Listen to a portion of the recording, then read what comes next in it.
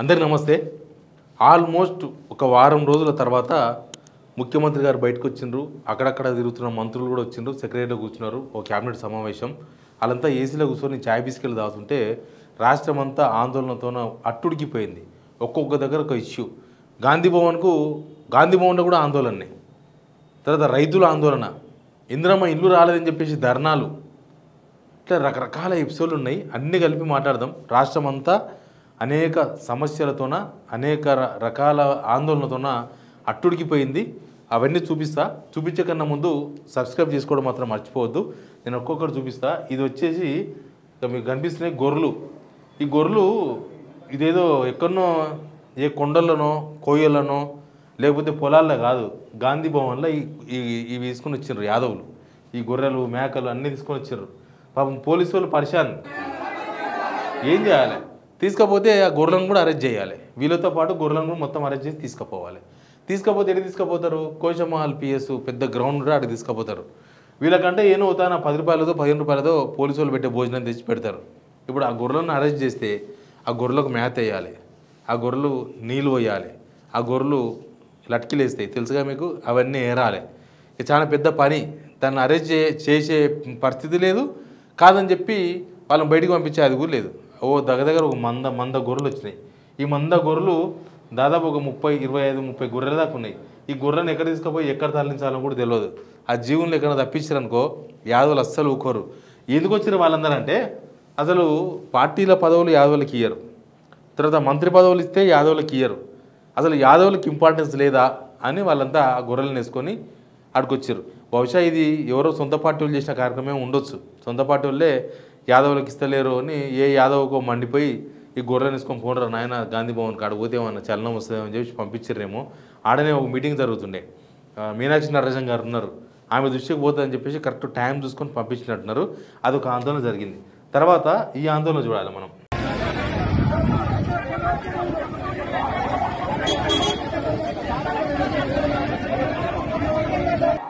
ఇక్కడ కనిపిస్తున్నది సెక్రటేరియట్ కాడ రైతులు. వీళ్ళంతా ఒక నారాయణపురం అనే ఒక గ్రామం యొక్క రైతులు. 2000 ఎకరాలు. నాకు తెలిసి ఇది ఇప్పటి సమస్య కాదు, గత ప్రభుత్వం నుంచి వచ్చిన సమస్య. గత ప్రభుత్వంలో ధరణి వచ్చిన తర్వాత వాళ్ళ ఊరంతా కూడా అడవి పేరు మీద పోయింది. అడవి పేరు మీద అట్లెట్లా పోతుంది, మా భూములు కదా అని చెప్పేసి వీళ్ళు అప్పటి నుంచి ఫైట్ చేస్తున్నారు. అది టెక్నికల్ ఇష్యూ కాలేదు. ఈ గవర్నమెంట్ వచ్చి భూభారత్ తీసుకొచ్చారు కదా, భూభారత్ పాసా పెయిలా అనే తెలియనికే కొంత టైం పడుతుంది. కానీ భూభారత్ వచ్చిన తర్వాత ఇట్లాంటి ఇష్యూస్ ఏమైనా సాల్వ్ అయినాయంటే ఇప్పటిదాకా కాలేదు. వాళ్ళు సాల్వ్ అయితే వాళ్ళు అక్కడి నుంచి మహబూబాబాద్ జిల్లా వాళ్ళది, మహబూబాబాద్ జిల్లా నారాయణపురం నుంచి వీడి దాకా సెక్రటరీ కాడికి వచ్చి కొట్లాడే అవకాశం, ఈ ధర్నాలు చేసే అవకాశం లేకుంటుండే. మొత్తం పోలీసులు తీసుకొచ్చి అక్కడ వీళ్ళందరినీ అరెస్ట్ చేసే ప్రయత్నం చేసిండ్రు. కొంతమంది ఎక్కిచ్చేసిండ్రు, అరెస్ట్ చేసిండ్రు. సెక్రటేరియట్ ఇది, సెక్రటేరియట్ మీడియా పాయింట్ ఇది, సెక్రటేరియట్ లోపల ఇది. ఇక్కడ గేట్ ఉంటుంది, గేట్ల నుంచి లోపలికి పోవాలి. ఇక్కడ నారాయణపురం రైతులను అరెస్ట్ చేసి పోలీసులు తీసుకొని పోయారు. తర్వాత ఇదొక ధర్నా.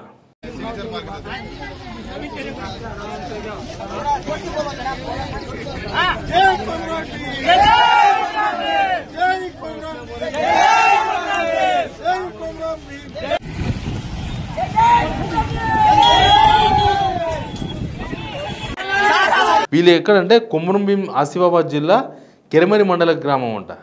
వీళ్ళు ఎందుకు కూర్చున్నారు రోడ్డు మీద అంటే, 2 గ్రామాల ప్రజలు, బాజేజూరి తర్వాత పాటగూడ గ్రామాల ఆదివాసీలంట.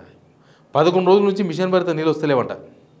11 డేస్ నుంచి మిషన్ భరిత నీళ్ళు బంద్ అయిపోయినట్ట వాళ్ళ ఊళ్ళకు.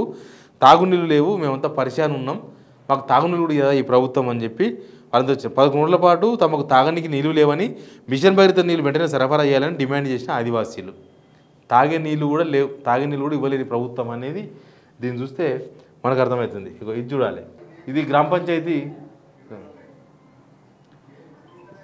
ఏంటంటే ట్రాక్టరు, గ్రామ పంచాయతీ అప్పట్లో ట్రాక్టర్లు ఇచ్చిండ్రు. ఎక్కడిదంటే ఇది నర్సాపూర్ మండల పరిధిలోని చిప్పల్ తుర్తి గ్రామ పంచాయతీ కార్యాలయం అంటే ఇది. 3 నెలలకి జీతాలు లేవు, ట్రాక్టర్ల డీజిల్కి పైసలు లేవు, 20 రోజుల నుంచి ట్రాక్టర్ బయటికి తీయలేదంట. గ్రామ ప్రజలంతా చెత్త తీసుకెళ్లమని తిడుతున్నారని తమ ఆవేదన వ్యక్తం చేసిన పంచాయతీ కార్యదర్శి సిబ్బంది. ఆ పర్యటన ఉన్న హరీష్ రావు పోయిండు, ఒక ట్రాక్టర్ డ్రైవరు, తర్వాత ఇక్కడ ఉన్న కార్మికులు వాళ్ళందరూ పోయి వాళ్ళ బాధ చెప్తున్నారు. ఏంది మా పరిస్థితి, ఇలా కరెంటు కనీసం మాకు దిక్కు లేదు, మా చెత్త చెదరం ఎక్కడెక్కడ పేరుకపోయిందని.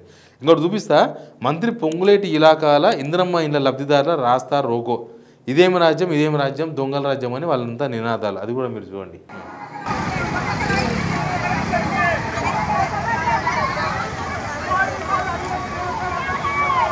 వీళ్ళంతా ఏడధరణ చేస్తారంటే ఇందిరమ్మ ఇళ్ళ కేటాయింపుల్లో అవకతవకలు జరిగినాయి. ఇంతకుముందు ఇల్లు ఉన్న వారికి ఇందిరమ్మ ఇల్లు మంజూరు చేసినారంట అక్కడ. తర్వాత ఖమ్మం వరంగల్ రహదారిపై బైఠాయించిన లబ్ధిదారులు. ధర్నానంతరం ఎండిఓ కార్యాలయానికి ర్యాలీగా చేరుకొని ప్రభుత్వానికి వ్యతిరేకంగా నిరసనలు తెలిపిన లబ్ధిదారులు. అర్హులైన వారికి ఇందిరమ్మ ఇల్లు ఇవ్వలేదని, బోగస్ కమిటీలు రద్దు చేయాలని ఎండిఓను నిలదీసిన లబ్ధిదారులు. బోగస్ కమిటీలు అంటే ఇందిరమ్మ కమిటీలు. ఊర్ల కాంగ్రెస్ కార్యకర్తలను పెట్టి ఇందిరమ్మ కమిటీలు వేసిర్రు. వాళ్ళు బుద్ధి ఉన్న వాళ్ళకి ఇచ్చుకుంటారు ఇందిరమ్మ ఇల్లు. కాంగ్రెస్ పార్టీని ముంచబోయేది కూడా ఇందిరమ్మ కమిటీలే, గుర్తుపెట్టుకుని పాయింట్. ఎందుకంటే వాళ్ళు ఇచ్చే అరకొర పథకాలకు వాళ్ళ బుద్ధి ఉన్న లబ్ధాలను ఎంపిక చేస్తున్నారు. ఇందిరమ్మ ఇల్లు అయితే పైసలు ఇస్తే తప్ప ఎంపిక అయితే లేరు. ఇండ్లు ఉన్న వాళ్ళకే ఇండ్లు ఇస్తున్నారు. ఇవన్నీ చాలా ఉన్నాయి. దానిలో ప్రభుత్వం దాన్ని సీరియస్గా తీసుకుంటలేదు. కానీ అదే వ్యవహారం చాలా సీరియస్ అవుతుంది. వీళ్ళు ఇచ్చే ఇండ్లు తక్కువ, అవి కూడా అన్నర్లకు ఇస్తున్నారు. ఇట్లా రాష్ట్రం అంతా కూడా ఒక అశాంతి, ఒక ఆందోళన కనిపిస్తుంది. ఈ సమస్యలు ప్రభుత్వానికి సెలవులు తీసుకోవడం కాదు. ప్రభుత్వం అసలు పోతే ఢిల్లీ లేకపోతే జూబ్లీహిల్స్ అన్నట్టు అయిపోయింది. పోతే ఢిల్లీలో ఉంటున్నారు, పోయి లేకపోతే వచ్చి జూబ్లీహిల్స్లో ఉంటున్నారు. ఈ మినిస్టర్లు ఎవరికి వాళ్ళ ఇంటికన్నే వచ్చిపోతే వాళ్ళందరినీ వ్యాపారాలంతా నడిపించుకుంటున్నారు. కానీ అసలు ప్రజా సమస్యలు ఏంది అనే దాన్ని మాత్రం పట్టించుకుంటలేరు. పొంగులేటి శ్రీనివాస్ రెడ్డి ఒక స్టేట్మెంట్ ఇచ్చిండు, 20 లక్షల ఇండ్లు ఇవ్వకపోతే మేము వచ్చే ఎలక్షన్స్లో అసలు ఓట్లే అడగమని. ఇస్తారు, కానీ ఎవరికి ఇస్తారు? అసలు ఇచ్చుడు సాధ్యమైతే లేదో తెలియదు. ఇస్తారని నేను కూడా గ్యారంటీ చెప్పను. అసలు ఇందిరమ్మ ఇల్లు సాధ్యమైందో కాదో వాళ్ళకే తెలవాలి. ఎందుకంటే ఇప్పటిదాకా ఒక్క ఇల్లు కూడా ఇగో ఇస్తున్నాం తాళంచేలు తీసుకోండి అని చెప్పేసి ఎవరికి ఇవ్వలేదు.